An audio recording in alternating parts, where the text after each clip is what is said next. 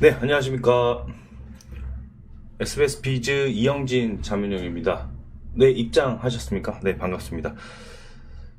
네, 지금 저희가 7시부터 라이브 시작 말씀드렸는데 2분 정도 남았습니다. 그래서 잠시만 기다렸다가 여러분들이 많은 분들이 입장을 하시면 그때부터 본격적으로 시작을 할 텐데요. 요즘에 진짜 정말 많은 이슈들이 나오고 있습니다. 정말 많은 이슈들이 나오고 있고, 지금 현재 국내 증시 쪽에서 조금 핑퐁, 전일은 반등, 오늘은 급락, 이런 상황들이 계속 반복되고 있거든요. 그래서 이런 부분들을 어떻게 하면은 우리가 현명하게 대처할 수 있을까? 그리고 긍정적인 섹터와 부정적인 섹터, 그래서 차후에 대응해야 될 그런 관점들, 이런 부분들을 종합적으로 조금 다뤄볼까 합니다. 그래서 오늘 내용도 상당히 중요한데, 내용이 좀 방대한데 제가 최대한 좀 축약을 해서 이해하기 쉽게 말씀을 드리려고 하고요.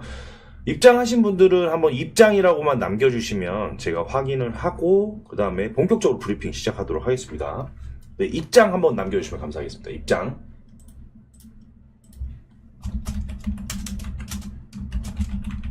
네, 감사합니다. 네, 식사는 하셨나요? 저는 아직 못했습니다. 식사는. 네, 식사 많이들 하고 입장하셨으면 좋겠어요. 오히려. 예.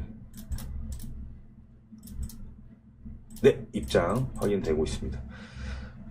네. 지금 저희가 SBS 비즈 증권 그리고 머니랩 여기에서 이제 동시 라이브 송출이 되고 있습니다. 그래서 여러분들이 실질적으로 카카오톡 커뮤니티 공간에서 동시에 이제 저희가 소통을 하시려면은 이렇게 상세 페이지 링크를 클릭하셔서 입장을 하시면 되시겠습니다. 네, 많은 분들이 입장 확인이 되시고요. 네, 오늘 본격적으로 이제 브리핑을 좀 드릴 텐데,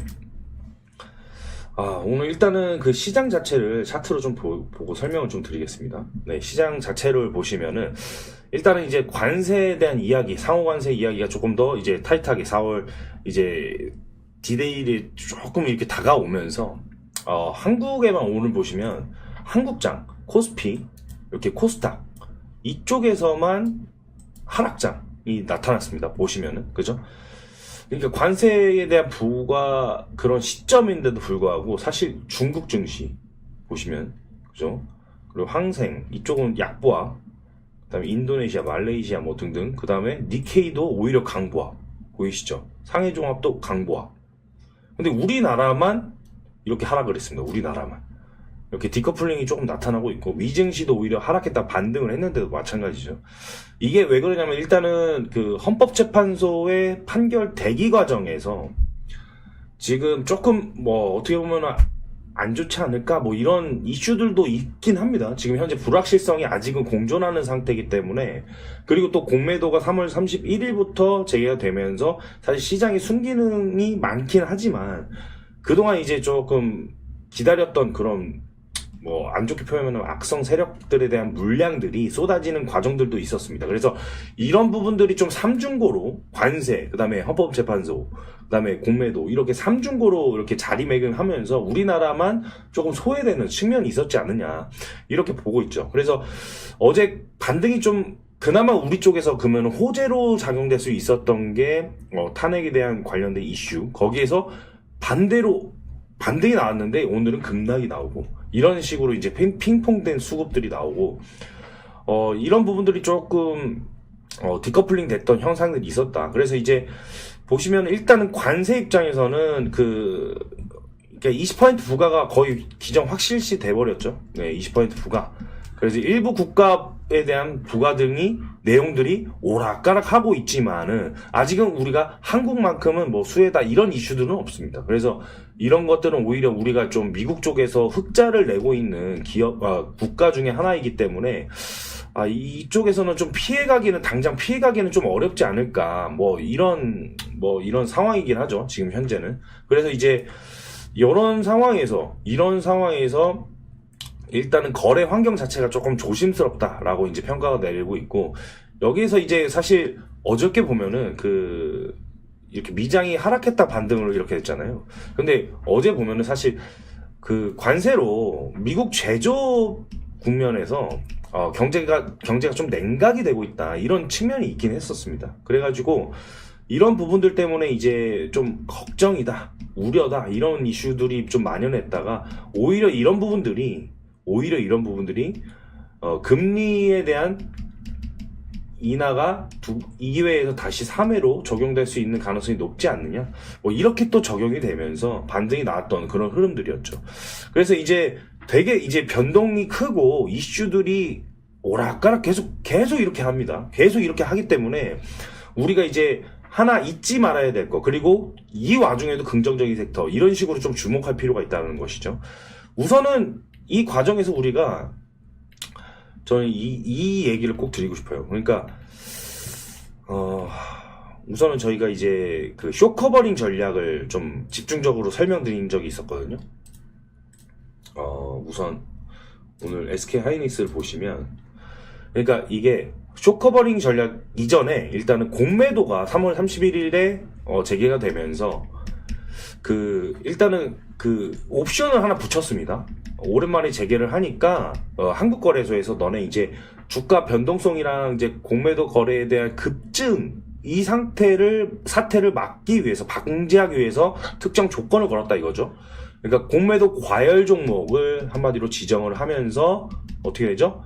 그 과열 종목, 이 옵션에 해당되는 종목들은 공매도를 일시적으로 금지하는 그 과정이 한번 나타난다 이거예요. 그래서 주가가 코스피에서는 주가가 3% 이상 하락을 하고 당일 공매도 거래 대금이 전일 대비해서 2배 이상 이렇게 증가하는 그 상태, 그리고 공매도 거래 대금 비중이 30%일 때 코스피는 해당이 되겠고, 코스닥의 종목에서는 주가가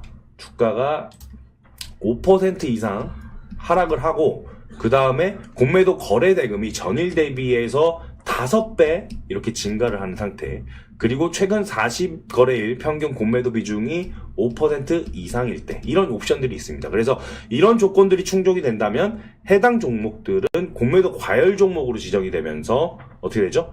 공매도가 하루 동안 금지가 됩니다. 아니면 이제 또 추가적으로 이틀 동안 이렇게 연장이 될 수도 있고요. 그래서 이런 부분들을 우리가 역으로 이용해보자, 한번 생각을 해보자, 이렇게 브리핑을 드린 것이 있는데, 우선은 전일 SK하이닉스, 카카오 등의 무려 43개 종목이나 어떻게 됐죠? 전일에 하루 동안 공매도가 금지가 돼버렸죠. 그러니까 31일에 급락이 나와버렸잖아요. 그리고 어떻게 됐죠? 이렇게 공매도 하루 금지 옵션들이 많이 발동을 하면서 대거 이제 대량의 종목들이 공매도 하루 동안 금지가 되었다. 그럼 우리가 역으로 여기서 전략을 생각을 해봐야 될 게, 일단은 매크로 변수를 일단 피해가면서 미장에서 그나마 쇼커버링이 좀 들어오면서 반등점이 그나마 좀 나왔을 때, 그러니까 HBM 관련된 섹터들이 그나마 엔비디아가 하락이 멈추고 그 다음에 소폭이라도 반등점이 나왔을 때, 하필이면은 어떻게 됐죠? SK하이닉스도 공매도 거래 정지가 됐었죠. 그리고 나서 반등점이 여기까지 나왔어요. 여기까지. 근데 저희가 이렇게 이틀 동안만 보유하고 익절 포지션을 잡았던 이유들은 사실 우리나라가 오늘 말씀드렸던 우리나라 지수에 대한 차별 수급이었어요. 차별 수급이었고, 반도체 섹터 조금 이따가 집중적으로 설명을 좀 드릴 텐데, 이 반도체 섹터 이야기들에 대해서 우선은 계속적으로 수익이 나는 종목들은 모멘텀을 끌고 갈 필요는 없다. 그래서 쇼커버링 전략 자체가 사실 이제 그 주식을 빌리잖아요. 빌려서 이제 공매도 세력들이 주가가 하락할 거를 이제 대비해서 주식을 빌려서 팔아놓고요. 그러니까 팔아놓고 그 다음에 예상과 달리 반대로 반등이 나와버린다. 그럼 어떻게 되죠? 손실을 줄이기 위해서 제가 말씀드렸습니다. 빌린 주식을 다시 사서 갚아야 됩니다. 이걸 이제 쇼커버링 전략. 그래서 오히려 이 과정에서 상승 수급이 더 붙어버릴 수가 있습니다. 근데 이것을 제가 이제 단기 전략으로 일단은 지금 같은 시장에서는 바라보는 게 더 좋습니다라고 설명을 드렸죠. 그러니까 이런 과정 속에서 우리가 추가적으로 봐야 될 종목 중에서는 이런 종목들이 있었습니다. 잠시만요. 네. 제가 기사를 찾아놨었는데 지금 기사가 업데이트가 안 됐나 봅니다. 그러니까 이런 종목들이 있었던 게 뭐냐면, 일단은 오늘 추가적으로 공매도 금지가 됐었던 종목 중에 VT, 그리고 ABL 바이오 뭐 이런데 코미코라든지 뭐 이런 종목들, 그 다음에 파마 리서치.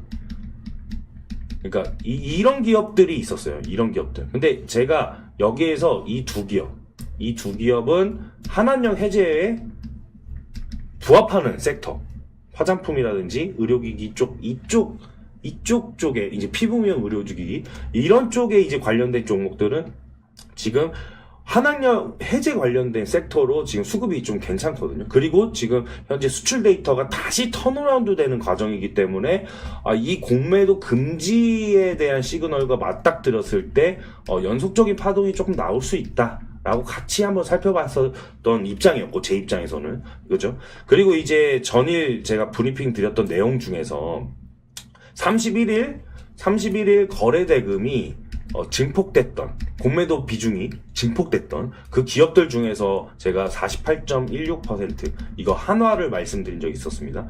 근데 이제 한화가 하나오션, 그리고 하나에어로, 그 다음에 이렇게 하나 시스템 이렇게 반등이 또 나오면서 여기에서 이제 추가 브리핑을 드렸어요. 쇼커버링 물량이 오히려 이제 들어올 수 있다.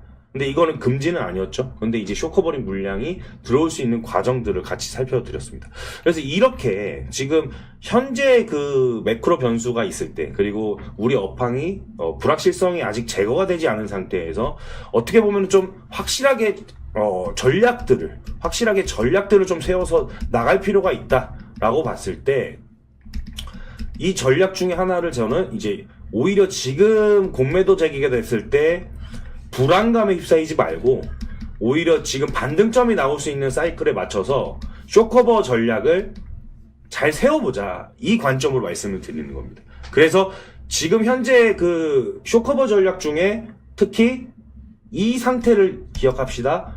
공매도 거래 재개가 된 이후에 다시 과열이 되고 공매도 금지가 되는 이 종목 중에서 현재 업황 뷰가 맞았을 때 반등점이 나오거든요. 반등점이 나왔을 때 금지가 된 상태잖아요. 근데 그 다음날 추가 파동이 한 번 더 나옵니다. 그죠?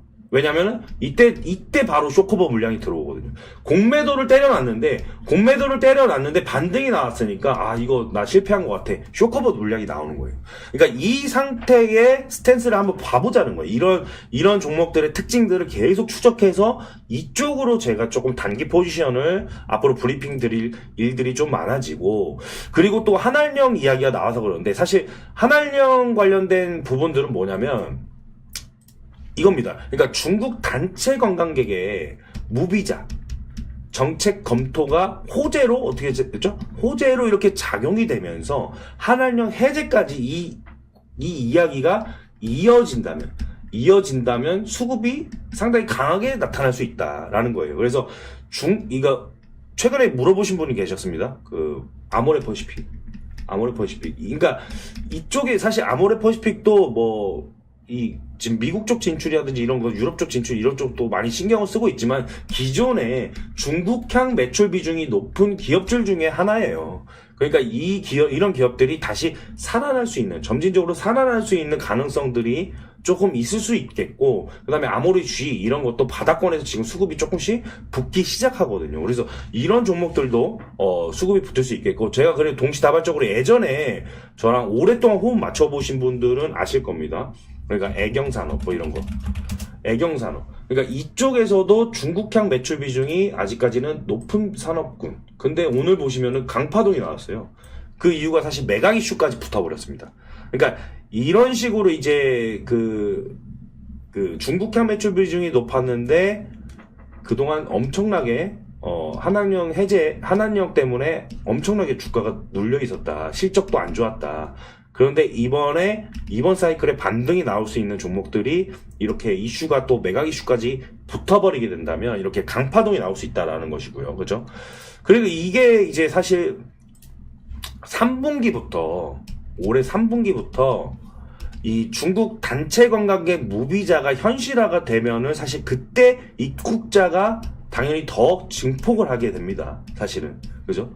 근데 이 3분기라는 시점 이전에 일단은 주가는 어떻게 되죠? 항상 기대감으로 선반영이 되기 때문에 우리가 이쪽으로 먼저 한번 집중을 하고 있는 과정이고, 여기에서 제가 한 한 가지 확인을 하려고 했던 게 3월 수출 데이터.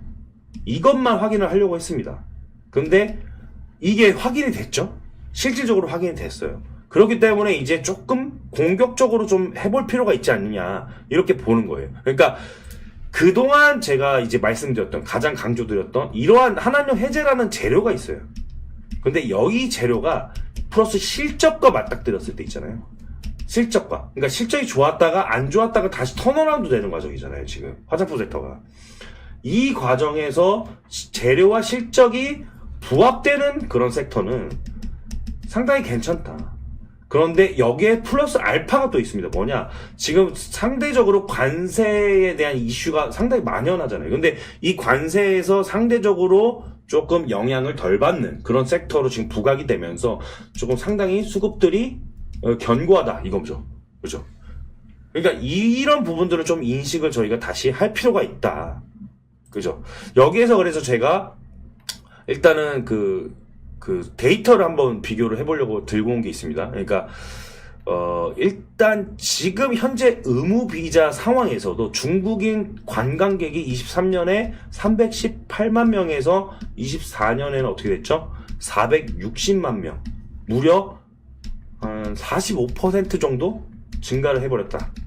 그러니까 이미 증가를 했다. 근데 3분기에 더 추가적으로 증폭 강할 것이다. 이런 거가 있다는 것이죠. 그리고 우리가 이 과정에서 24년에 외국인 환자가 117만 명으로 한국이 의료관광 이 중심국가로 부각되고 있다. 도약하고 있다. 이 이슈가 있습니다. 그러니까 일본, 중국, 대만 이 환자들이 피부과라든지 성형외과를 찾으면서 K-뷰티와 시너지를 내고 있는 이런 과정들. 그래서 화장품 수출도 여기다 플러스 알파로 해가지고 화장품 수출도 25년 1분기 26억 달러로 역대 다시 최대를 달성하면서 미국 시장 1위까지 차지를 하면서 K-뷰티의 위상을 다시 한번 보여줬다. 이 과정이 중요하다. 이 과정. 그죠? 그래서 우리가 지금 보시면은 3월 달에 화장품 수출 데이터를 보시면은 8.2억 달러. 전년 대비 YOY 대비해서 26% 상승. 그리고 미국 수출액이 1.4억 달러. YOY 대비해서 18% 상승. 그죠? 그러니까 전체적으로 잘 팔렸고 특히 미국에서도 날아다녔다. 그래서 K-뷰티가 그 성장세가 단순 트렌드가 아니다. 이게 왜 꺾였었냐, 그동안. 왜 꺾였었냐. 단순 트렌드가 아니라 시장 자체가 다시 커지고 있다라는 그런 증거로 이렇게 다시, 확실히 자리매김하는 상황이죠. 그래서 이제 아까 말씀드렸던 공매도 쪽에서 조금 덜 영향을 받다 보니까 이게 올해 개선이 되는 업황 중에서 손꼽히고 있고, 대차장고, 공매도 쪽에 이제 대차장고 증가율이 높지 않다라는 겁니다. 이쪽이 오히려. 그러니까 가끔 대상이 되는 종목, 아까 말씀드렸던 VT 이런 종목들이 오히려 대상이 됐어? 너네 잘못 봤는데? 금지.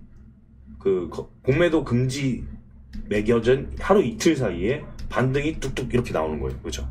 그러니까 이런 관점들을 우리가 살펴보자는 거예요. 이런 섹터와 말씀드렸던 공매도 금지에 이어서 쇼커본이 들어오는 거는 수급 파동이 좀 더 강할 수 있겠죠. 네, 이런 부분들을 제가 좀 면밀하게 체크해 볼 거고, 앞서서 설명드렸다시피 우리가 그러니까 의료 미용, 성형외과 이쪽 잘 나간다 그랬잖아요. 그러니까 이쪽에서 이 캐파가 지금 벌써 3배 가까이 커졌다. 그러니까 미용 의료기기가 그렇게 잘 팔리냐? 피부과, 성형외과, 에스테틱 시장이 계속 성장하냐? 그래서 여기에 대해서는 사실 우리가 전반적으로 종합적으로 생각해보면 사실 고령화 사회인 나라들도 많잖아요. 왜 노화에 관련된, 안티에이징에 관련된 그런 부분들로 피부 탄력이라든지 리프팅이라든지 재생 수요들은 계속해서 폭발적이고, 그리고 여기다가 아까 말씀드렸던 중국에 대한 관광객 증가. 네, 여기에서 K-뷰티 옛날에 막 제가 말씀드린 적 있었을 겁니다. 2013년도, 15년도 이 사이에 유커들이 엄청나게 유입이 돼서 중국 관광객들이 유입돼서 보톡스 다 맞고 갔을 때 우리나라 보톡스 신드롬이 여기서 나타났었잖아요. 근데 그동안 조금 눌려 있었던 그 수요들이 확실히 더 폭발되는 그런 시점들이 나타난다는 거죠. 그죠? 여기에 따라서 레이저, 초음파, 고주파 등에 대한 어떤 미용기기, 의료기기들 좀 보셔야 되겠고, 여기에 따라서 성장주로 우리가 바라보면서 미용 의료에 대한 업사이클에 대해서 제가 숨겨진 이 수혜주를 집중한다. 예, 집중한다. 이렇게 말씀을 드리면서 가족분들에게 말씀드린 적이 있습니다. 그래서 여기에서 최대 주주에 대한 지분이 또 확대가 되면서 책임 경영까지 강화가 되는 그런 기업들이 만약에 늘려주면은 저는 진짜 비중을 좀 상당히 공격적으로 가지고 가려고 하는 그런 과정입니다. 그래서 이런 부분들까지 여러분들이 일단은 먼저 한번 이런 시장 흐름에서 해치할 수 있는, 그리고 좀 만회할 수 있는 그런 섹터로 이제 인식을 먼저 하고 계셨으면 좋겠다라고 일단은 말씀을 드리면서, 제가 오늘 되게 강조드리겠다라고 말씀을 드리는 게 바로 강조가 아니죠. 그러니까 이 분석을 좀 집중적으로 더 해드리겠다. 이게 바로 반도체 섹터였어요. 반도체 섹터. 이 반도체 섹터 되게 이슈들이 되게 많습니다. 지금 현재 이슈들이 되게 많은데, 제가 이거 지브리밍 이거 한번 제가 올려드린 적이 있어요. 여기서 제가 이거 뭐야, 제 주식이 궁금할 텐데, 주식이 공급 뭐 이렇게 나오면서 오픈 AI 지금 많이 이렇게 트래픽이 좀 딸린 것 같다. 이거 그래서 심지어 저한테 유료 버전이 아니라 무료 버전으로 하신 거 아니냐. 그래서 제가 말합니다. 이 글자도 잘렸고, 주식이 궁금할 텐데 궁금인데 공급으로 나왔다고 제가 말씀을 드렸는데, 유료 버전이에요. 유료 버전인데 지금 샘 올트먼 오픈 AI 직원들도 상당히 지금 막 바빠가지고 정말 이거 그만 좀 검색해달라고 막 이러고 있잖아요. 예, 이러고 있는 상황이다. 그래가지고 저희가 그러니까 이런 상황 속에서 지금 올트먼의 어떻게 보면 행복한 비명이다, 이렇게 이야기가 나오고 있는데, 이게 왜 그러냐면은 이 지브리 밈에 대해서 정말 폭발적인 수요가 나오기 때문에 지금 챗 GPT가 사용자 수가 5억 명을 돌파했다라는 소식이 나오거든요. 5억 명이 돌파했다. 그러니까 그만큼 수요가 제가 폭발적으로 증가하는 그 과정에서 GPU가 모자랄 수밖에 없습니다. 그래가지고 GPU를 마치 지브리 푸사에 맞습니다.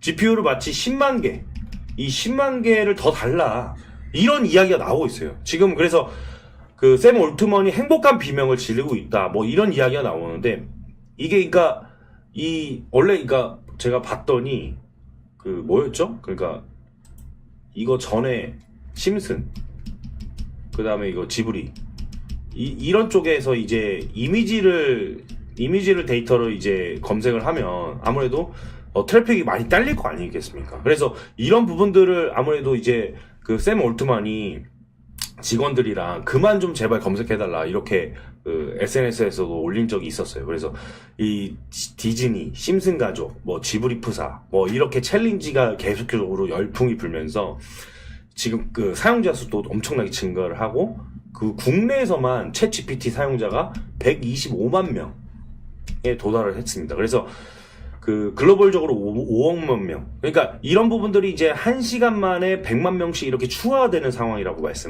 말을 하고 있습니다. 여기에서 추가적인 소식이 있었죠. 뭐였죠? 이 기세에서 59조 원에 대한 투자 유치를 추가적으로 해버렸다. 그래서 일본 소프트뱅크를 포함한 투자자들이 무려 400억 달러, 그죠? 59조 원. 여기다가 오픈 AI에 쏟아부었다라는 겁니다. 그래서 이번 투자로 오픈 AI 기업 가치가 어떻게 됐죠? 442조 원까지 올라가 버렸다.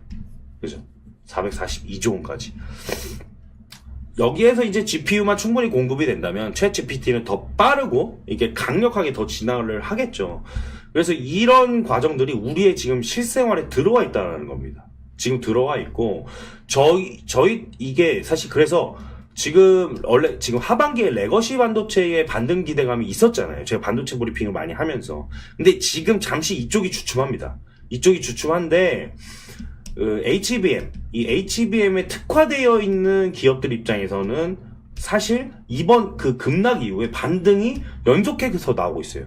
제가 이 관련주는 어떻게 했죠? 가족반분들에게 1차적으로 분할 익절을 수익을 실현하고 나서 잔량만 남겨놓고 있습니다. 근데 반등점이 강하니까 지금 추매타임 다시 빠르게 보려고 해요. 이거는 조금 그 반도체 중에서도 조금은 수급적으로 이런 과정들이 있어서 조금 차별화가 되겠다 이렇게 말씀을 드리고 싶고, 사실 근데 반도체는 레거시 제가 많이 말씀드렸잖아요. 보시면은 일단은 그 가격 인상이 계속 되고 있습니다. 지금 이 꺾인 게 아니에요. 공급 부족 속에서 DDR5, DDR4 이게 지금 수요가 상당히 지금 고조가 되고 있다는 말입니다. 그러니까 공급 업체들이 지금 현재 스팟 시장에서 공급을 지금 계속 제한을 하고 있어요. 그래가지고 DDR5, DDR4 제품 모두에 대한 수요가 급증을 하고 있고, 가격이 지금 현재 상승하는 이 과정 속에서 봤더니 모듈 제조사들 또한 향후 가격 인상에 대비해서 이 재고 관리, 이 재고를 적극적으로 확보하고 있는 상황입니다. 이로 인해서 이제 거래 활동이 계속 활발해지고 있죠. 그런데 이제 지금 이런 이제 공급이 제한적인 이런 상황 속에서 지금 이 D램 쪽뿐만 아니라 보시면은요, 그 낸드도 무슨 소식이 있냐면 그 8년 만에 최대폭 상승이 나오고 있다. 그래서 범용 메모리 시장 살아난다. 여기 나오고 있죠. SSD 수요도 회복하고 있고 3월 평균 고정 거래가 9.6%나 올랐다. 여기에 따라서 이제 마이크론도 가격 11% 인상한다. 뭐 이런 이슈들이 있잖아요. 그죠? 그래서 사실은 원래적으로 정상적인 사이클로 가야 된다면은 원래는 반도체 지금 현재 중심적인 어떤 그 상승 사이클이 한번 나왔고, 그 다음에 주춤했죠. 지금 엄청나게. 그 다음에 다시 나와야 됩니다. 엄청 사실. 이 주춤도요, 상승 이후에 하락도 되게 미비해야 돼요. 원래는. 그 다음에 또 상승 이렇게 나와야 되는데 지금은 어떻습니까? 그러니까 어떤 이슈가 발목을 잡고 있습니까? 반도체 쪽 보시면. 그죠? 어떤 이슈입니까? 다 아실 겁니다. 중국 쪽에 지금 현재 엔비디아 H20 이거 지금 현재 품귀 현상까지 일어나면서 엄청나게 팔리고 있는데, 딥시크 여파로 인해서. 그죠? 딥시크 여파로 인해서. 그런데 5월 달에 미국 제재로 인해서 앞으로 공급이 중단된다. 이 이슈가 있는 거 아니겠습니까? 그죠? 그러니까 중국 시장에 대한 수요가 사실은 되게 큰데, 그나마 그 엔비디아 입장에서는 그 실적에 대한 그 커버를 했던 그 중국 쪽 수요가 이거 막히면은 걱정이다 뭐 이렇게 이야기가 나오는 거예요. 그죠? 그래가지고 사실은 제가 말씀드렸던 게, 그러니까 H800 이쪽에서 미국의 이제 정부 제재가 이전에 있었어요. 그래서 이거를 우회했던 게 H20이었다라고. 그렇죠? 그래서 이거를 중국 시장만을 위해서 특별히 설계해가지고 H800 대체 역할을 한 것인데, 이게 막히면, 이것까지 막히면서 이제 이것까지 막는다, 이런 거예요. 그렇죠? 이러면서 이제 이 걱정거리들이 놓여져 있다 보니까 이 반발 매수세의 힘이 상대적으로 강하지 않다는 거예요. 이 이슈가 지금 크게 이제 가로막고 있어요. 그리고 두 번째 이슈가 뭡니까? 두 번째 이슈는 그 칩스법, 그러니까 미국 쪽에 K 칩스법을 통과했고, 미국 쪽에 그 이전 바이든 정부에서 칩스법을 이제 발의를 했는데, 이것을 그 트럼프가 비난을 했던 적이 있어요. 그죠? 비난을. 그래서 이거를 이제 다시 정정을 하겠다라고 했는데, 이 정정 내용을 확인을 해봐야 됩니다. 그래서 이 내용까지를 확인을 해보고, 그 내용에 따라서 공격적인 비중이냐, 아니면은 잠깐 다시 수비적으로 계속 있다가 나중에 어차피 사이클은 돌아 나가거든요. 제가 말씀드렸던 레거시 쪽 사이클이라든지, 그렇죠? 그리고 아까 말씀드렸던 오픈 AI라든지, 그러니까 이런 대규모에 대한 수요는 사실 지금 브레이크가 중국 쪽에서에 대한 이슈가 브레이크를 잡고 있는 것이지, 이 대규모에 대한 수요는 변함이 없긴 합니다. 변함이 없는데 이 이슈가 지금 그 발목을 세게 잡고 있는 거예요. 그래서 여기에 따라서 데이터 센터 공격적인 지금 계속해서 이제 잠깐 이제 수비적으로 돌아선 그 이슈들도 살짝 있었지만은 그게 이제 뭐 예를 들어서 그 마이크로 MS 부분에서 마이크로소프트 부분에서 일본 쪽에 그 데이터 센터 잠시 그 다음에 TSMC 쪽에서도 일본 쪽의 공격적인 증설 잠시 스탑 뭐 이런 식으로 하다가 그게 이제 수요가 폭발적으로 증가를 했다가 엄청나게 꺾여서 스탑하는 게 아니라 이게 다 관세 때문이고 관세 정책 때문에 그죠?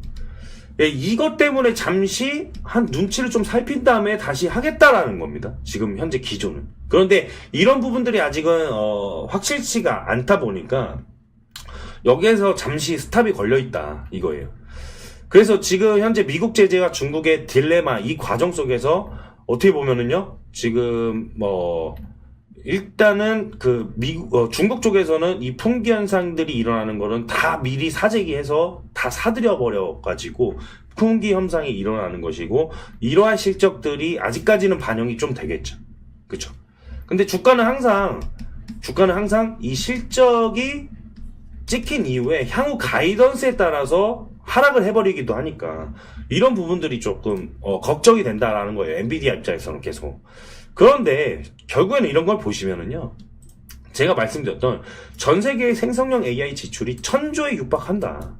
그러니까 이 대세의 흐름이 물줄기는 이렇게 바뀌지는 않는다는 거예요. 어차피 그러니까 중국 쪽에서 지금 나오고 있는 이 딥시크도 아론으로 해가지고 나오고 있는 거 이거 보시면은 사실 이 공격적인 증설의 데이터 센터를 지금 발목을 잡는다 이런 이야기들이 저가형 칩을 쓰기 때문에 이걸로도 충분해요 라고 하고 있지만은 사실 잘 생각을 해보시면은 딥시크는 제가 말씀드렸잖아요. 이 오픈 AI 소스에서 빨대를 꽂아서 이 딥시크라는 것을 돌리는다.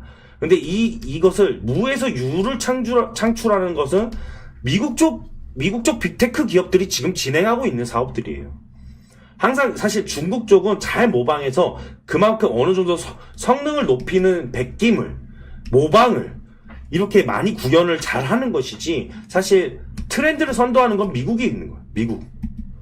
그러니까 미국 쪽에서 이러한 그 발목을 잡히면서 모든 데이터 센터 취소한다 뭐 이런 이야기가 있는 게 아니잖아요. 그죠? 이야기가 있는 게 아니에요. 제가 얼마 전에 그 테슬라 이야기를 드릴 때도 미국 쪽에서 지금 어떻게 되죠? 자율주행 그 업체들 정부에서도 인정한다라고 해버렸어요. 인정. 테슬라의 그 자율주행 기술 못 따라간다 지금 진짜로 인정한다. 그죠? 인정한다. 이렇게 이야기가 나와버렸습니다. 그래서 테슬라는 제가 따로 편을 만들어서 테슬라 이야기만 계속 드릴 편이 있을 겁니다. 지금 이야기가 있잖아요. 그러니까 지금 유럽 쪽 지금 1분기 인도량 엄청나게 박살이 났다. 그래서 이거의 기조가 이어질 것이다. 근데 지금 그 중국 쪽에 지금 제가 보험 데이터 요율 비교해드리면서 20만 대 넘어서 21만 대까지 이렇게 증가하는 과정들을 말씀드렸잖아요. 그러니까 이게 왜 그러냐면 사실 그러니까 페이스리프트 그러니까 모델을 바꿀 때 원래 같았으면 원래 기업들은요 생각을 해보시죠. 그 기존의 차량 모델을 찍어내면서 새로운 모델을 다시 이렇게 교체를 완만하게 합니다. 근데 테슬라는 이번 1분기 인도량 박살 내버리는 거예요. 왜냐? 기존 모델을 아예 찍어내지는 않았어요. 그러니까 당연히 지금 엄청나게 1분기에 인도량은 박살이 나는 것이고 지금 전격 교체하는 그 모델 Y 주니퍼를 전격 교체하는 과정에서 다시 엄청나게 폭발적인 수요가 나타나기 시작하는 거예요. 얘네들이 그러니까 파격적으로 페이스리프트를 할 때 기존 모델을 찍어내면서 교체를 한 게 아니라는 거예요. 그러니까 일부러 박살을 낸 거예요. 데이터를. 근데 여기에서 앞으로 힘들 것이다 이런 기사를 들을 필요는 없죠. 그죠? 오히려 저는 지금 이 주가 형태들은 빅세일이라고 생각합니다. 제가 그 전에 말씀드렸죠. 이 빅세일 중에 몇 개의 주요 종목들이 있는데 저는 테슬라는 지금 구간에서 변동성이 있는 과정에서는 점진적으로 모아갈 거라고 저는 생각을 해요. 그래서 지금 이 상호관세 이후에 트럼프의 기조들이 만약에 조금 누그러지면서 지금도 어떻게 보면 테슬라가 수급이 저점에서 한번 붙었거든요. 붙었다가 눌렸다가 다시 붙고 왔다 갔다 하거든요. 그러니까 지금 하방 지지선을 테스트하는 기간이다 저는 보고 있고, 이 과정들은 제가 따로 어제 영상에서 말씀을 드릴 겁니다. 그래서 이런 부분들을 조금 우리가 생각을 해봐야 된다. 그래서 중국 쪽에 대한 그런 그 크나큰 우려, 뭐 이런 부분들은 결국에는 우리가 그 실적이 찍히면서 빅테크 기업들이 실적이 찍히면서 나아가는 이 과정들은 과거에 그런 버블론에 휩싸였던 이런 어떻게 보면 걱정거리라든지 뭐 이런 이슈들로 지레 짐작해서 겁먹으면 안 된다는 거죠. 그러니까 AI에 대한 그 거품론, 버블론은 저는 아니라고 봅니다. 그러니까 여기에서는 이번 사이클로 인해서 하락을 했을 때 어느 구간에서 현명하게 모으냐의 싸움이지, 이게 과거에 이제 닷컴 버블처럼 엄청나게 이 버블이 꺼진다, 이건 아니에요. 실생활에서 지금 바뀌는 이 현상들과 속도들을 보면 되거든요. 마치 지금 오픈 AI가 지불이 이런 폭발적인 어떤 그 수요들이 나타나는 것처럼. 그러니까 이런 부분들을 우리가 인지하면서 그러면 싼 거구나, 이 가격이 싼 거구나, 이렇게 생각을 하셔야지, 안 돼, 이건 버블이야, 이건 아니라는 겁니다. 그렇죠? 이게 가장 또 주요했던 내용 중에 하나였고, 그리고 또 변수값이 하나 있어요. 그러니까 긍정적인, 우리나라 입장에서 조금 어떻게 보면 긍정적인 변수값이라고 할 수는 있겠는데, 어떻게 보면 지금 최근에 이재용, 뭐 광로정 뭐 등등 지금 중국의 시진핑을 최근에 만나고 왔습니다. 시진핑. 그러니까 시진핑은 지금 그 오히려 지금 미국과의 전쟁에서 우리 중국에 투자해라, 중국 유망한 투자처다, 이렇게 하면서 오히려 주변국들과의 협상을 좀 이끌어내려는 그런 움직임을 보이고 있다는 겁니다. 그래서 이게 어떻게 보면은 중국 측도 어떻게 보면 한국과 손을 잡을 거냐 말 거냐 이 이야기가 나오는 상황에서 저는 그러니까 한한령 해제 이슈가 다시 한번 부각이 또 되는 것이고, 그거는 그쪽 섹터대로 좀 좋을 것이고, 그리고 또 대규모의 또 수요 쪽에서 우리가 저번 시간에 중요했던 게 말씀드렸던 게 뭡니까? 중국 쪽 수출이 사실 꺾였고, 그거를 우리가 현명하게 미국 쪽 수출로 대비하면서 흑자를 여기서 냈지 않았느냐, 이 과정에서 우리가 환율 얘기도 했었잖아요. 환율 얘기, 그죠? 이 과정에서 이 미국 쪽에서 지금 관세 때려맞으면서 약간 꺾이는 기조를 다시 중국 쪽에서 다시 살려서 밸런스를 맞춘다면, 우리나라 입장에서는 이 양쪽에 대한 어떤 진짜 줄타기를 잘해야 되거든요. 사실 그게 어떻게 보면은 이게 정부에서 할 역할입니다. 이게 할 역할인데, 지금 현재 이게 부재이다 보니까 우리가 이게 치고 나가는 힘이 되게 미비한 겁니다. 나가려고 하면 브레이크 잡히고, 나가려면 브레이크 잡히고. 그래서 이게 사실은 저는 4월 4일에 불확실성이 확실히 좀 제거가 되어야 된다라고 보고 있고, 지금 이 제거가 되는 과정 속에서 지금 어떻게 보면은 제가 말씀드릴 게 하나 더 있어요. 이게 되게 강조드릴 게, 이 과정 속에서 이겁니다. 이거 보시면은 투자 예탁금, 투자 예탁금이 6개월 내에 이 최고치에 달하고 있습니다. 그러니까 이 말뜻은 그 지금 증시 쪽에 대기하고 있는 돈들이 이슈를 맞닥뜨렸을 때 줍줍하려고 하는 물량이다. 그죠? 줍줍하려고 하려는 물량이다. 그래서 여기에서 이제 우리가 환율은 사실 이런 우리에 대한 대형 이벤트, 뭐죠?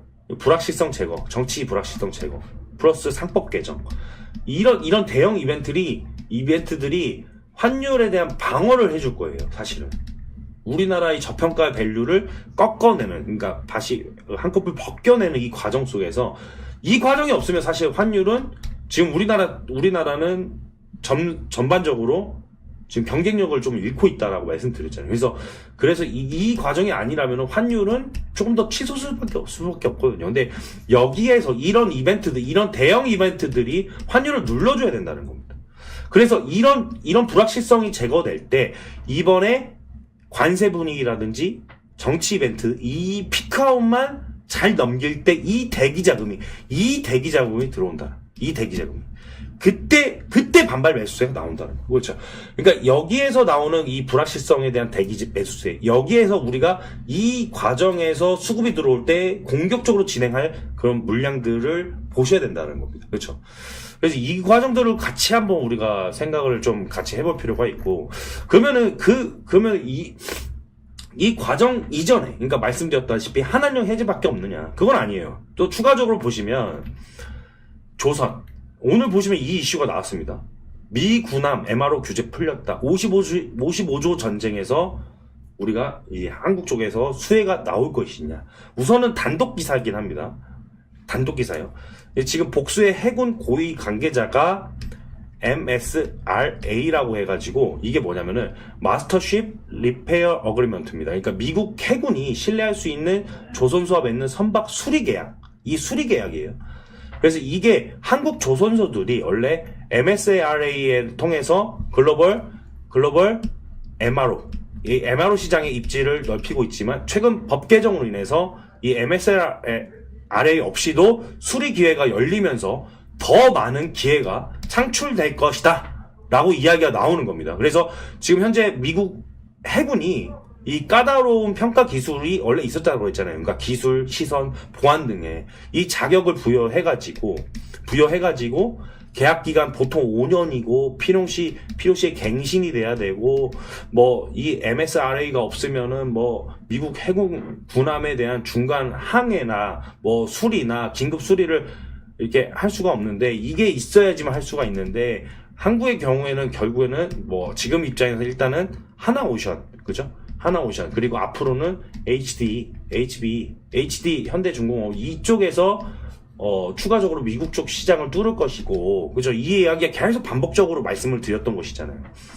그래서 그 과정에서 우리가 이제는 MSRA가 없어도 미국 해군의 군함을 어떻게 되죠? MRO, 즉 수리할 수 있도록 미 현지법이 이 개정이 돼버린다 라는 이슈가 나오는 것입니다. 그렇죠?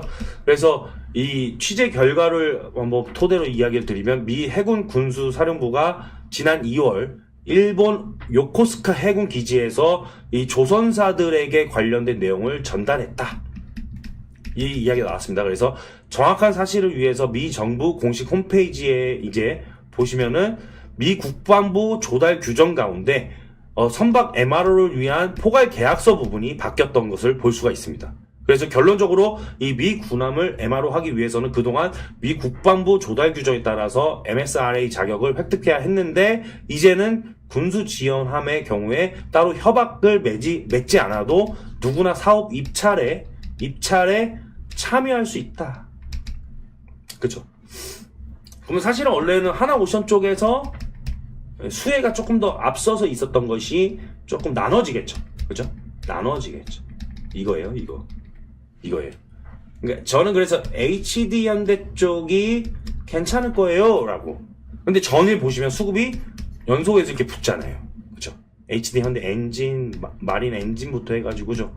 뭐 미포, 뭐 이거 다 붙었다고 말씀드렸잖아요. 그리고 이제 여기서 제가 추가적으로 봐야 될 게 뭐냐면, 이거예요. 진짜 주요 이슈 중에 하나였다라고 말씀드렸던 게, 그러니까 애프터 마켓, 그러니까 쉽게 말해서 그 선박의 부품에 대한 유지 보수, 그리고 기술 서비스. 이것들이 어떻게 만났을 때? 이 친환경 개조를 만났을 때. 여기에서 이제 폭발적으로 수혜가 한쪽밖에 없다라고 말씀을 드렸던 적이 있습니다. 그래서 디지털 제어 시스템을 플러스 알파로 하면서 이 선박 개조와 관련해서 수주 기반이 어떻게 됐죠? 폭발적으로 증가하는 해가 25년부터 27년입니다. 25년부터 27년. 지금 시작이에요. 지금 시작인데 여기에서만 수주 잔고가 1,500억이고 여기에서 한 70% 정도가 어떻게 되죠?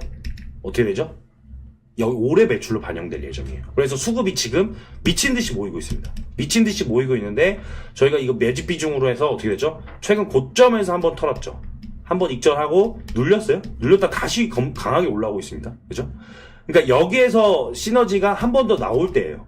나올 때를 보고 있는데 이게 제가 웬만해선 계속 끌고 가려고 했는데 보시면 2대 주주가 5월이나 6월 사이에 엑시트 물량이 한 번 더 있습니다. 그래가지고 제가 보시면 4월 달에 모멘텀이 크게 극대화될 때 이 엑시트가 되려면 사실은 주가를 조금 더 부양을 하려고 하거든요. 그때 이제 상대적인 고점에서 이렇게 분할로 축축축 청산할 거예요. 예, 이 과정까지를 이번에 한번 보시죠. 그래서 여기에서 나오는 그 물량들이 그 다음에 매집이 되는 게 중요하거든요. 예, 이 과정으로 저희가 하나하나 이렇게 지금 같은 어려운 시장에서 올라가는 종목들로 이게 선별적인 그 접근이 중요하다. 선제적인 접근이 중요하다. 그래서 지금 보시면은 신규 가족분들 오셨을 때 이런 종목들만 드렸거든요. 그러니까 이런 종목들이 바로 반등이 나올 때, 그러니까 이런 것들이 이제 사실은 그 기존 가족분들과의 비중 자체는 엄청나게 차이가 있지만, 그죠? 차이가 있지만 엄청나게는 아니지만 하여튼 이런 종목들을 이제 선제적으로 매집을 해서 바로 올려가는 과정에서, 그러니까 기존 가족분들은 원래 개인적으로 보유하셨던 종목들 입장에서 조금은 어떻게 되죠? 상대적으로 차별성이 있었잖아요. 그동안 개별 종목들이 내려왔었잖아요. 그런데 이런 종목들로 리밸런싱이 이루어지는 과정이라는 겁니다. 그죠? 그러니까 그 과정이 필요하다. 그래서 이런 종목들이 빅세일이었고, 빅세일 종목들은 끌고 간다는 겁니다. 그래서 이제 이런 종목들로 해서 이제 성과를 그 사이에 내고 있겠다. 그 사이에 내고 있겠다라고 말씀을 드리고 싶고, 제가 말씀드렸던 이게 중요합니다. 진짜 이게 중요해요. 이거. 예. 이 예탁금, 투자 예탁금. 이게 이제 6개월 내 최대가 됐던 이 과정이 진짜 이 수급이 유입이 좀 급하게 되느냐, 많으냐. 이 과정에 대한 타이밍을 제가 계속해서 모니터링 하고 있거든요. 그래서 이번 피크아웃이 어떻게 넘어가면서 이 물량이 쏟아지느냐, 이 과정에서 저희가 공격적으로 어떤 걸 잡느냐, 이 싸움입니다. 지금 4월은 지금 이 싸움이에요. 우리가 이 싸움에 승리하려고 계속해서 제가 밤중에도 미장 보면서 메커니즘 맞추려고 노력을 하는 거거든요. 단기는 쇼커버링 전략 하자 이거예요. 그리고 한한령 해제 하자 이거예요. 그죠? 여러 번 그쪽에서 해도 됩니다. 근데 주력으로 매집하려고 하는 이 종목들에 대한 우선순위가 있습니다. 항상. 그 우선순위에 우리가 우위에 점하기 위해서 지금 현재 시장에 대한 수급에 대한 변화, 그리고 이런 이슈들을 잘 체크하고 있어야 됩니다. 그리고 이제 오늘 영상을 시청해주시는 분들에게 제가 하나씩 항상 그 V체크 종목들을 드리긴 하잖아요. 그 롯데 관광개발을 보시면 이 카지노 관련된 종목들 중에서 사실은 이게 유명한 그 브리핑이 있어요. 이게 뭐냐면 파라다이스 이쪽은 일본인 관광객 카지노, 당연히 호텔이 있지만, 그리고 GKL이 원래는 이제 중국 쪽 카지노. 근데 이제 이쪽에서 이제 남산 쪽에 하나가 없어졌잖아요. 그러니까 대형 매장이 하나 없어지면서 이게 수급이 여간 붙지 않더라고요. 그죠? 롯데 관광개발 롯데 쪽도 사실은 중국 관광객 쪽으로 이제 유입이 많이 될 때 이슈가 부각되는 종목 중에 하나거든요. 근데 이 카지노 쪽은 사실 이제 칩을 현금으로 바꾸는 이 용어를 드라백이라고 해요. 이 드라백이 근데 롯데 관광개발 입장에서 이미 급반등이 나오고 있다라는 그런 리포트가 있습니다. 그래서 이번 하락장에서 반등이 조금 나오려고 하는 이유들이 있거든요. 예, 이유들이 있어요. 이런 종목들을 V체크를 같이 한번 동시다발적으로 해보면서 일단은 제가 V체크를 하나 같이 드립니다. 여러분들에게. 해드리면서 나머지 이제 한한령 해제 관련된 그런 이슈 종목들을 종합적으로 우리가 같이 살펴볼 필요가 있다. 자, 잠시만 제가 물을 마시겠습니다. 이때 잠시 V체크 확인하셨으면은 V체크 한번 남겨주시죠. 예, V체크 한번 남겨주시죠. 예. V체크 한번 남겨주십시오.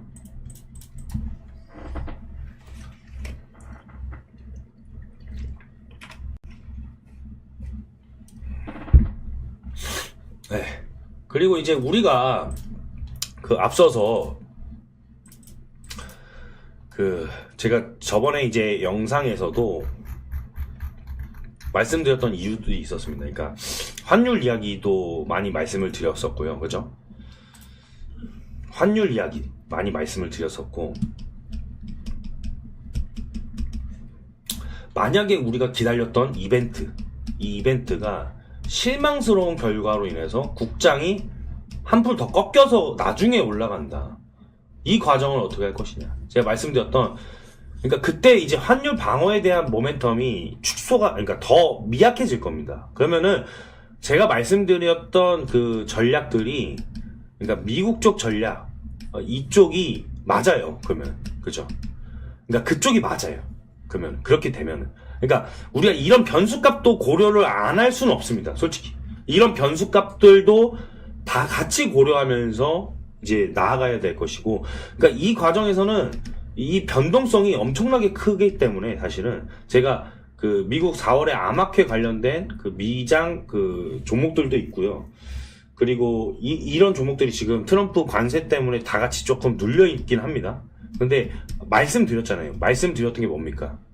미장에서 최근에 바닥권에서 한번 수급이 나왔을 때 30-40% 반등이 그냥 쉽게 나와버립니다. 이런 주요, 그러니까 주도주 입장에서만 말씀을 드리는 겁니다. 이 주도주, 이 소수 주도주 입장에서만 말씀을 드리는 것이고, 이 주도주들이 이번 마찬가지예요. 얘네들 입장에서도 사실은 이 트럼프 관세 이슈만 잠시 대기하고 있어요. 이 대기하고 있다가 이 이벤트가 피크를 찍고 이 턴어라운드 수급이 나올 때 이때 폭발적인 수요가 다시 증폭할 것입니다. 그러니까 이것은 제가 데이터로 계속적으로 확인을 해드릴 거예요. 네, 이 부분들은 우리가 잊지를 말아야 됩니다. 그러니까 잊지 마시면서 사실은 이제 뭐 잠깐 이런 이슈도 있어요. 아이온큐 뭐 상용화 이슈가 있으니까 갑작스럽게 오늘 뭐 양자 관련된 국장 종목 한번 튀고요. 그다음에 뭐 LNG 쪽에서 알래스카 이슈가 있으니까 또 튀고 이러잖아요. 그러니까 지금 결국에는 그러니까 조선 쪽 다시 수급이 붙고요. 그죠? 붙고 우리가 주력하는 매집주 올라간다. 그죠? 올라간다. 그리고 또 추가적으로 여기에 따라서 조선 쪽 계속해서 나이스하게 움직이면은 다시 피팅 밸브 쪽으로 올 겁니다. 그러면 이 물량이 이쪽으로 다시 전가를 할 거예요. 제가 전가를 할 겁니다. 그리고 국장은 이런 흐름이고 여기에 플러스해서 한란령 해제 정도를 집중을 하고 있습니다. 일단 그죠? 하고 있다가 지금 이벤트에 대한 피크 이쪽에서 어떤 이슈가 나오냐. 우리 입장에서는 4월 4일 되게 중요하죠. 그죠? 여기에서 만약에 이제 탄핵이라는 그런 이슈가 나와버렸습니다. 이슈가 나왔다. 그러면은 상대적으로 사실상 이제 어쩔 수 없이 민주당 쪽으로 유리할 수밖에 없는 이 기조. 그래서 이 민주당 쪽의 정책 관련주든 해지성으로 들어갈 수는 있습니다. 근데 저는 인맥주는 솔직히 이게 말씀을 드릴 수는 없어요. 왜냐면은 이게 그 실적과 어떻게 보면 데이터 이들이 좀 쌓여 있는 그 구간에서 그 협회 기준이라는 게 있긴 하거든요. 그래서 그 기준을 솔직히 준수하면서 이제 자문을 드리다 보면은 직접적으로 인맥주를 건드릴 수는 없습니다. 근데 이 정책주는 그래도 건드릴 수는 있어요. 이 정책주들이 인맥주가 쏜 다음에 그 다음에 반등이 강하게 하거든요. 그래서 이 반등 모멘텀에서는 저희가 타점을 잡을 겁니다.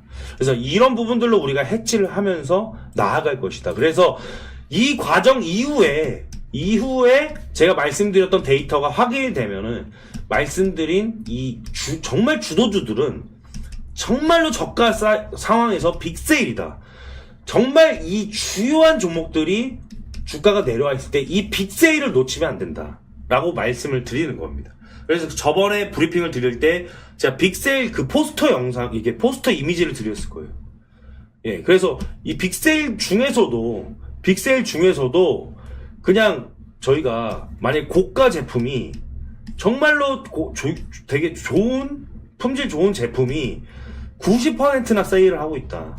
이러면은 아울렛에서도 안 살 수가 없다라는 겁니다. 그죠? 이 고가의 제품 이거는 정말 실적이 찍히는 주도주를 말씀을 드리는 겁니다. 잘 찍히는 주도주들 이런 종목들이 반등이 강하거든요. 다시 그 흐름이 나타날 겁니다. 그 흐름이 나타날 것이고 이런 종목들은 빅세일 구간에서 어떻게 되죠? 반등점이 나올 때 쇼커버 물량까지도 같이 터집니다. 그래서 이 흐름을 우리가 놓치지 않기 위해서 그 다음 흐름, 이 시나리오를 그 다음 흐름이 이거다. 그 다음 흐름은 이거다. 이 시나리오를 놓치지 않기 위해서 정말 최선을 다해서 모니터링 하겠다라고 약속을 드리겠습니다. 그래서 저와 이제 브리핑을 처음 들어보신 분들도 계시고, 네. 여러분들이 계시는데, 새롭게 오신 분들도 계시고, 그래서 이 흐름들을 제가 이렇게 계속해서 이어나가는 과정들을 많이 말씀을 드려요. 시나리오는 이거고, 다음 시나리오는 이거고. 그래서 만약에 흐름들이 톱니바퀴처럼 만약에 모두 다 맞아떨어졌을 때는 진짜 연속해서 폭발적인 이제 성과가 계속 나오거든요. 근데 이제 그 관세 이슈, 그리고 이제 정치 불확실성, 이런 것들이 지금 가로막고 있는 그 상황 속에서는 잠시 주춤할 수 있었다. 근데 그것을 우리가 지금 당장 쇼커버 물량이나 이런 것들로 조금 집중하면서 물꼬리를 틀면서 튀어가면서 이제 극복을 좀 하는 것이고, 그 다음에 제가 기다리는 이 시나리오, 그죠? 이 시나리오에 맞춰서 다음 성과들은 이겁니다 라고 말씀을 드리는 겁니다. 그래서 그 흐름들은 어떻게 전개되고 이런 것들은 제가 뭐 미래에서 온 사람이 아니기 때문에 실질적으로 어떻게 나올지는 봐야 됩니다. 실제적으로 봐가면서 그 결과값에 따라서 제가 선택하는 이 과정들은 실시간으로 브리핑 드리는 게 어떤 건지, 지금 이 시즌이 되게 중요합니다. 그래서 이 시즌에 대해서 브리핑 드리는 게 상당히 중요하다. 그래서 이 부분을 확인을 같이 해가시면서 앞으로 진짜 어려운 시장도 잘 슬기롭게 극복해 가셨으면 좋겠습니다. 그래서 우리가 진짜 이런 어려운 장 진짜 슬기롭게 극복해 가시자. 그래서 행복 트레이닝 하시자. 이런 차원에서 다시 한번 진짜 행복 트레이닝, 행복 이거 남겨주시면서 행복하자. 진짜 저희가 이런 어려운 구간만 극복하면 됩니다. 그래서 이 구간만 극복하면은 행복 트레이닝 이어진다 말씀을 드립니다. 그래서 행복이라고 남겨주시면서 영상 마치도록 하겠습니다. 오늘도 시청해주셔서 감사드립니다.